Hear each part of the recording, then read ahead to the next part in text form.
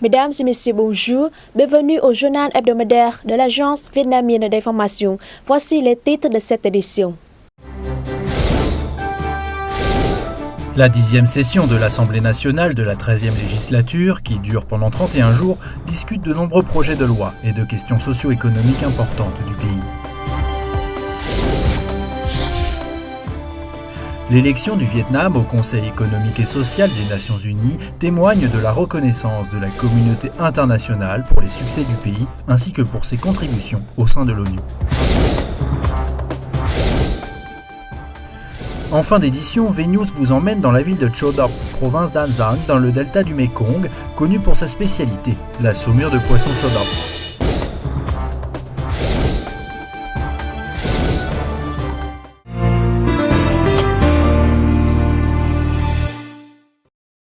La 10e session de l'Assemblée nationale de la 13e législature, la dernière de 2015, a débuté le 20 octobre à Hanoï. Lors de cette session, les députés étudient et adoptent 18 projets de loi et plusieurs résolutions. Ils donnent leurs avis sur 8 autres projets de loi, étudient les rapports gouvernementaux sur le développement socio-économique en 2015 et de 2011 à 2015, les plans de développement socio-économique, d'investissement public à moyen terme et des finances pour la période 2016-2020. La date des élections des députés de la 14e législature de l'Assemblée nationale et des membres des conseils populaires de tous échelons pour 2016-2021 sera fixée lors de la session. La création de la Commission électorale nationale et ses membres, ainsi que l'élection du secrétaire général de l'Assemblée nationale seront également abordées. Lors de la séance d'ouverture, le Premier ministre Nguyen Thanh Dung a présenté un rapport sur la situation socio-économique en 2015 et le plan de développement socio-économique de l'année prochaine. Le rapport indique que l'économie vietnamienne est restée stable et que l'inflation est maîtrisée. L'indice des prix à la consommation n'a augmenté que de seulement 0,4% en septembre par rapport à décembre dernier et de 0,74% sur un an lors des 9 derniers mois, soit la plus faible hausse en variation annuelle de ces 15 dernières années. Le gouvernement a également pointé du doigt les lacunes et les faiblesses qui demeurent, notamment les difficultés de production et d'exportation dans le secteur agricole, la faible compétitivité des entreprises, l'augmentation de l'endettement public, un ratio de créances douteuses encore élevé et certains retards dans l'institution complète d'une économie socialiste de marché. Malgré ces problèmes, le gouvernement estimait que, de manière générale, la mise en œuvre des politiques de développement socio-économique en 2015 a été menée conformément aux objectifs fixés. Des 14 indices planifiés, 13 ont été atteints ou dépassés. S'agissant des tâches de développement socio-économique pour 2016, le gouvernement a prévu une croissance de 6,7%, une baisse de 1,3 à 1,5% du taux de pauvreté et de 4% du nombre de districts les plus pauvres du pays. Les députés ont écouté le rapport présenté par le président du comité central du Front de la Patrie du Vietnam sur les avis et les recommandations des électeurs et de la population qui s'intéressent particulièrement aux préparatifs du personnel du prochain 12e congrès du Parti communiste du Vietnam. Il souhaite que les élus aux postes importants au sein du parti et de l'administration soient à la fois compétents et intègres pour édifier un parti et un État de plus en plus puissants et sains. 18 pays dont le Vietnam ont été élus le 21 octobre, nouveaux membres du Conseil économique et social des Nations Unies, ECOSOC, pour le mandat 2016-2018. Avec 182 bulletins de vote pour sur 187, le Vietnam est devenu pour la deuxième fois membre de l'ECOSOC après le mandat 1998-2000.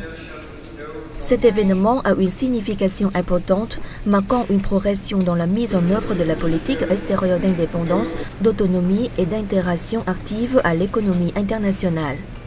Cela témoigne également de la confiance des amis internationaux envers le Vietnam, de la reconnaissance de la communauté internationale pour les succès du pays, ainsi que pour ses contributions au sein de l'ONU, comme à l'édification d'un monde progressiste et meilleur. Le Vietnam est conscient de sa responsabilité en tant que membre de l'ECOSOC, organe chargé de plusieurs affaires dans la mise en œuvre de l'agenda 2030 sur le développement durable récemment adopté lors du sommet de l'ONU de septembre dernier. Selon Madame l'ambassadeur Nguyễn Phương Nga, avec un esprit constructif et de coopération, le Vietnam participera activement aux activités de l'ECOSOC, mobilisera la participation des forces et des ressources de la société. Il valorisera aussi l'efficacité de la coopération au développement pour réaliser avec succès l'agenda sur le développement durable et les objectifs de développement durable, notamment la lutte contre la pauvreté, et accélérera la croissance économique durable et intégrale comme la protection de l'environnement. Le Vietnam a été élu en tant que l'un des 2 représentants des pays et territoires d'Asie-Pacifique au comité exécutif de l'Union interparlementaire pour le mandat 2015-2019 qui comprend 17 membres. Représentant de la région Asie-Pacifique au comité exécutif de l'Union interparlementaire, le Vietnam continuera de faire valoir son statut et son prestige et, plus généralement, de la région au sein du plus grand forum parlementaire mondial. Cela contribuera à la promotion des relations diplomatiques au service de l'intérêt national comme de ceux de la région et du monde. L'IPU 133, qui a eu lieu du 17 au 21 octobre à Genève, en Suisse, a attiré plus de 800 députés de 135 parlements des pays membres. Les débats ont porté sur l'immigration et le terrorisme. Des résolutions ont été adoptées sur la démocratie, la protection de la vie privée et de la liberté personnelle en cette ère du numérique, ainsi que des rapports sur la paix et la sécurité dans le monde, sur le développement durable, les finances, le commerce, l'ONU ou encore la Commission des droits de l'homme. Lors de la séance plénière, le représentant de la délégation vietnamienne, Trang Van Hang, président de la Commission des relations extérieures de l'Assemblée nationale, a recommandé des mesures en matière d'immigration. Il a précisé plusieurs points concernant l'élaboration de politiques d'immigration, la protection des droits et des intérêts des migrants, le renforcement de la coopération internationale dans leur gestion. Chan Van Hang a proposé une coopération plus étroite et globale au sein de la communauté internationale dans le règlement des causes des vagues migratoires. Il a souligné le rôle de l'ONU, des organisations régionales et internationales dans le soutien au développement socio-économique des pays d'où viennent ces migrants, la recherche de mesures politiques et de réconciliation pour régler les défis, ainsi que l'assistance aux pays affectés gravement par l'immigration.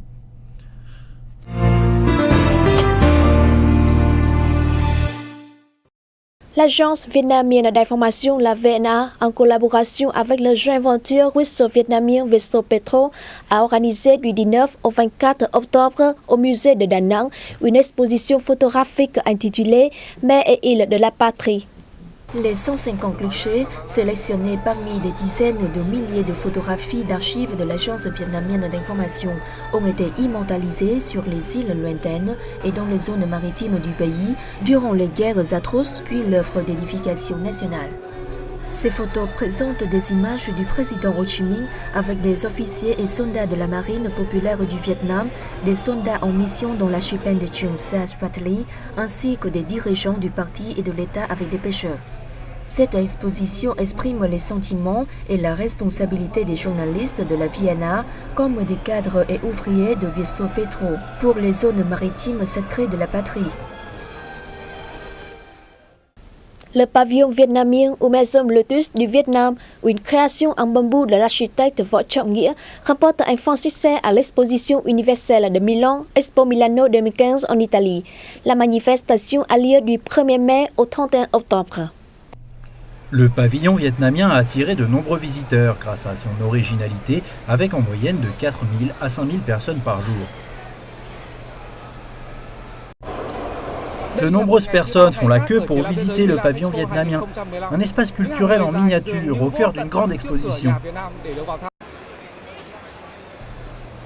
En allant à la Maison Lotus, les visiteurs peuvent profiter également de spectacles traditionnels du Vietnam avec des instruments populaires en bambou, comme le Zan Teung, un xylophone en bambou, le Klong Put, la flûte, etc., qui constituent un trait spécial de cet espace apprécié des amis internationaux. J'ai visité plusieurs fois le pavillon vietnamien et j'adore cette maison en bambou à l'effigie de la fleur de lotus. D'une superficie de 887 mètres carrés, le pavillon vietnamien s'inspire des fleurs de lotus qui s'épanouissent sur les lacs. Le Vietnam souhaite ainsi mettre l'accent sur l'importance de l'eau comme élément indispensable à la vie, comme sur le lotus, fleur par excellence du Vietnam, qui possède la capacité de purifier le milieu dans lequel il se développe. Une double signification porteuse d'un message fort, choisi pour représenter le pays parmi ses pairs. l'aéroport international de Nội Bài de Hanoï et l'aéroport international de Da Nang de la ville éponyme du centre figurent parmi les 30 meilleurs aéroports d'Asie et lui passent the guide to sleeping in airports. Concrètement, l'aéroport international de Nội Bài est à la 28e place et l'aéroport international de Da Nang à la 23e. Il s'agit d'un bon signe pour l'aviation vietnamienne car selon le classement de The Guide to Sleeping in Airport de 2014, l'aéroport de Nội Bài était dans le top 10 des pires aéroports d'Asie. Cette amélioration résulte de ses efforts dans la modernisation de ses infrastructures et de la qualité des services. L'inauguration fin 2014 du terminal T2 aux normes internationales a changé sa physionomie aux yeux des passagers étrangers. Toujours l'année dernière, l'aéroport de Da Nang est entré dans le top 30 des meilleurs aéroports du monde selon une enquête de la compagnie aérienne Dragonair, la deuxième de Hong Kong dans ce segment, réalisée sur un échantillon de 96 aéroports internationaux. Selon le département général des douanes, en septembre, les exportations nationales de produits aquatiques ont atteint 630 millions de dollars pour une croissance de 6,1% en un mois. Il s'agit du premier mois depuis le début de l'année où le chiffre d'affaires à l'export dépasse les 600 millions de dollars, portant les exportations nationales de ces 3 premiers trimestres à 4,77 milliards de dollars pour un recul de 16,5% sur un an. Ces 9 derniers mois, le Vietnam a exporté principalement ses produits aquatiques aux États-Unis pour 927 millions de dollars, soit une baisse de 27,2% en glissement annuel, en Union européenne pour 861 millions de dollars, moins 16,2%, au Japon pour 748 millions, moins 11,7%, et en République de Corée pour 408 millions, moins 12,11%.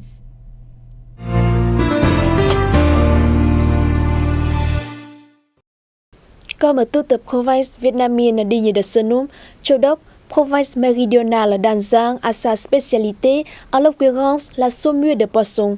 Cette spécialité occupe une place non négligeable dans la gastronomie des habitants locaux et du sud-ouest plus globalement.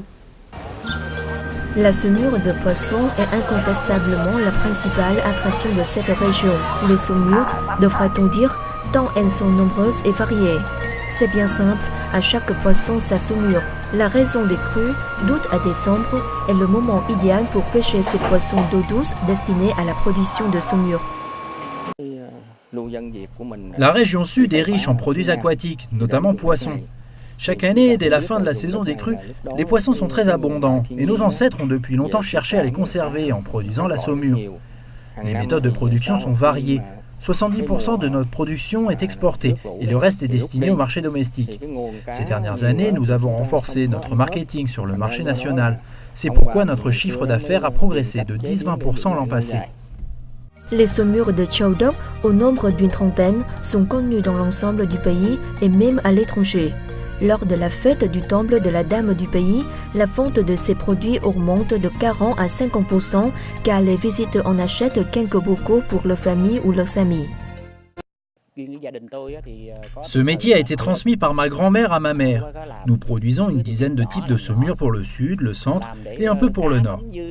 Lors de la fête du temple de la Dame du pays, au 4e mois lunaire, nos ventes augmentent fortement.